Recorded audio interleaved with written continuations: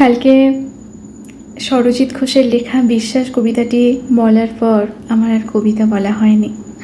আমিও কিন্তু সেই বিশ্বাসেই ডুবে গেছি। আর ভরসা, আমিও ঈশ্বরকে ভরসা করি। তো কালকে ছিল সোমবার, পুজো করেছি। শরীরটা একটু কষ্ট হচ্ছিল বলে মহাদেব নয় নন্দীকে বলেছিলাম, নন্দী তুমি মহাদেবকে একটু জানিও আমাকে যেন একটু ভালো রাখে। আমি ভালো থাকলে মনটাও ভালো থাকবে আর ছেলেটাকেও ভালো রাখতে পারবো। ব্যাস এইটুকুই, আর বেশি কিছু চাই না। আমাদের সকলকে ভালো রাখতে বলো। হঠাৎ করে শরীর খারাপ থাকলেই মনটা খারাপ থাকে। আর আজকে মঙ্গলবার, হঠাৎ করে দেখি 10টা সাড়ে 10টার মধ্যে নন্দী এসে হাজির। তো কীরকম নন্দী দেখবেন, আমি স্ক্রিনে ছবিটা দিয়ে দিলাম অল্প করে। তো এটা এসেছে, যেই গরুটার 5টা পা। তো প্রথমে বুঝতে পারিনি, তারপর যখন আমি ছবিটা দেখলাম তখন দেখি একটা কাঁধ থেকে পা ঝুলছে। আমার তো এমনি ওনাকে ওই ষাঁড়টাকে ঈশ্বর রূপে বিশ্বাস হলো। আমি তখন যা দেখেছি তখন আমি ছুটতে গিয়ে বলছি, একটু দাঁড়াবেন, আমার ছেলেটাকে একটু আশীর্বাদ করে যাবেন, আমাকেও, আমি আমার ছেলেকে নিয়ে আসছি বলে দাঁড়িয়েছিল। আর আমি ছেলেকে নিয়ে গিয়ে বসে পড়েছি গেটে। বসে বললাম এরকম আমার শরীর খারাপ, ছেলেটা অসুস্থ, একটু আশীর্বাদ করে যান বলে অনেক কিছু বললো। গরুটাকে যা বলছে হ্যাঁ বলছে, না বলছে, যেটা আমি বিশ্বাস করলাম ওটা সত্যি বলছে। আর ছোলা খাবে বলেছিল। আমি বললাম ঠিক আছে, আমার ঘরে তো একটু ছোলা আছে, আর তাহলে নিয়ে আসবো। একবার বললো যে কাবলে ছোলা খায়। তারপর বললাম কাবলে ছোলা 1 কেজি, এখন তো সেই রকম সামর্থ্য নেই, আর তবে এমনি ছোলা ছিল। তারপরে ছোলা নিল না। টাকা খেয়ে সেবা দেওয়ার জন্য টাকা 200 টাকা দিতে পারিনি, আমি মন থেকে 100 টাকা দিয়েছিলাম। আর যখন চলে যায় তখন একটা নাম করতে বলেছিল, সেটা আর দিয়েছিল।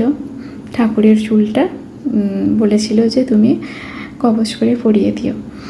তারপরে যখন চলে গেল, আমি তো ওই রকম ঈশ্বর রূপে ষাঁড়কে দেখে আমি তো ভীষণ মনে মনে বিশ্বাসে কাঁদছি যে মহাদেব আছেন। নাহলে নন্দীকে কালকে বললাম আর নন্দী এসে গেছে। আর মহাদেবের কাছে গিয়ে ভীষণ কাঁদছি আনন্দে যে আমি ঈশ্বরের দেখা পেলাম যেন মনে হলো। তারপরেই দেখি হঠাৎ মা ডাকছে, শ্রাবণী ডাকছে তোমাকে। অনেকটা দূর চলে গিয়েছিল গরুটা, ষাঁড়টা আবার ফেরত এসেছে আমার হাতে ছোলা খাবে বলে। তখন তো আমি আরও কাঁদছি আনন্দে যে আমার হাতে ছোলা খাবে বলে বাড়ি থেকে ছোলাটা নিয়ে গিয়ে হাতে করে কোলের কাছে নিয়ে খাওয়াচ্ছি আর অঝরে কাঁদছি। আমার এই যে সৌভাগ্যটা হয়েছে, আমার ভীষণ ভালো লাগছে। আমি তো ঈশ্বরকে বিশ্বাস করি, আমার মনে হয়েছে উনি ঈশ্বরই আছেন। যাই হোক, যখন বলছে খাবে, মাথা নাড়ছে খাবে, আমার যে ভীষণ ভালো লেগেছে, অনুভূতিটা আমি বোঝাতে পারবো না। আমি শুধু ঈশ্বরের মতো পেয়েছি বলে অঝরে কেঁদেছি। তো যাই হোক, খাওয়াতে খাওয়াতে আমার 2টো হাত সেই গরুর লালে ভর্তি হয়ে গেল, কোলটা পুরো লালে ভর্তি হয়ে গেছে। আর মাথায় হাত বোলাচ্ছি, ভাবছি সত্যি এরকম হয় বলে বলছে দিদি ভালো হবে তো? গরুটা মাথা নাড়ছে, বলছে হ্যাঁ ভালো হবে। তারপরে কি হলো জানেন তো, লোকটি আমাকে 20 টাকা ফেরত দিচ্ছে, বলছে বোন এটা তুমি রাখো, তোমার মনে হয় চলবে না, বাড়িতে বেশি টাকা নেই হয়তো তোমার। আচ্ছা না না, আমি মন থেকেই ওটা দিয়েছি, রেখে দিন, আর লাগবে না বলে জোর করে আমাকে 20 টাকা নয় 30 টাকা ফেরত দিয়ে গেল কোলেতে। আর আমি ওটা ঈশ্বরের আশীর্বাদ স্বরূপ নিলাম।